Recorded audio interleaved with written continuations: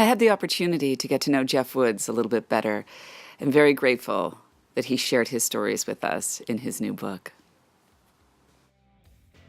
Mr. Jeff Woods himself, radio icon, the man with the sexiest voice in radio. How do you do, my friend? It's a lot to live up to.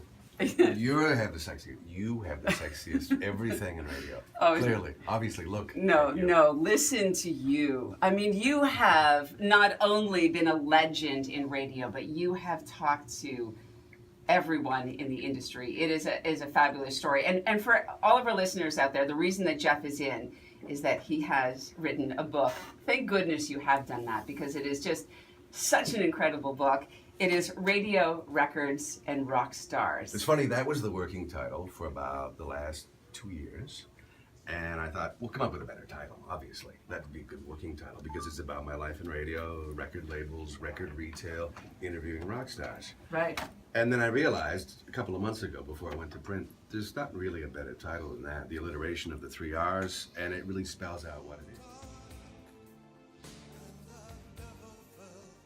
People. I mean, we have to touch on Bowie a little bit, because We should. Just for highlights, if one of these touches you as a fan of one of these bands, Rolling Stones, obviously, excerpts from Keith Richards. One of my favorite interviews ever was Keith. Ronnie Wood was a lot of fun. Ronnie Wood was a sweetheart. It was like talking to your brother, from another mother.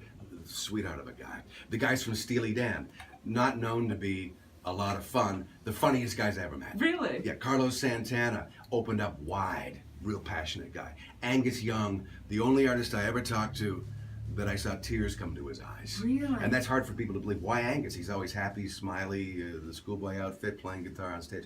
But I got him to a point where he was thinking about Bon Scott, the original AC/DC singer who died. Tears came to his eyes. I've got Yoko talking about John Lennon. Yes, and that was fabulous. Right, and Bob Seger and Page and Plant and Sammy Hagar and Pink Floyd and more. But David Bowie, I mean, we all were saddened by the fact that he was gone earlier this year. It was a shock to the system. Has it really digested with you yet? It has, because 6-7 years ago, someone in the know said to me, I don't think he's well. And I mean, he had that operation years ago and he stopped touring, but it was above and beyond that. I thought it was Iman who didn't want him to tour anymore. That was the story that I had. Well, he didn't want to tour too much because Alexandria was his daughter was so young, his daughter with Iman, and he wanted to tour less, but he still wanted to tour, but he was worried about his health. And then he got ill, but it was the best kept secret. Nobody knew he was dead, and nobody knew he was ill except for his family and close friends. David, I talked to him one day. It was supposed to be 30 minutes. And he extended it to 65 minutes, and he was late for the rehearsal, which was downstairs. We could hear his band thumping downstairs, and everyone's like, David, you have to get to rehearsal. He goes, no, I'm not done yet. I want to talk more about the record, because he knew that I loved the record. His first thing was, did you hear the record? I said, of course I heard the record. I played it all weekend, and I like it.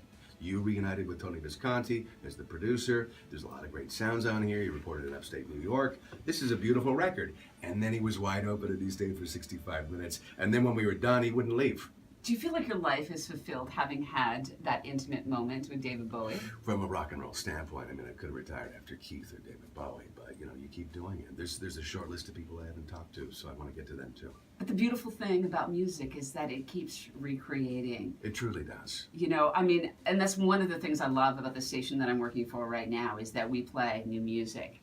I do too. And I wanted to share with you some of the new music that we're playing, and I mentioned this band called The Record Company. Yeah, tell me about them. They're a band from California, but they're, for me, and I'm hoping for a lot of our audience, is one of those bands that has that blues groove. It takes it back to that old style of music where you get a 4-piece and you put it together and you find a groove with the band. And well, maybe I'll play it for you after this. Yeah, please do. Jeff Woods, I love you. I love you back. Desperately. And I'm so glad you had me by. We'll do the little video chat after, and then we'll share. And we'll share, because you and I can talk all day.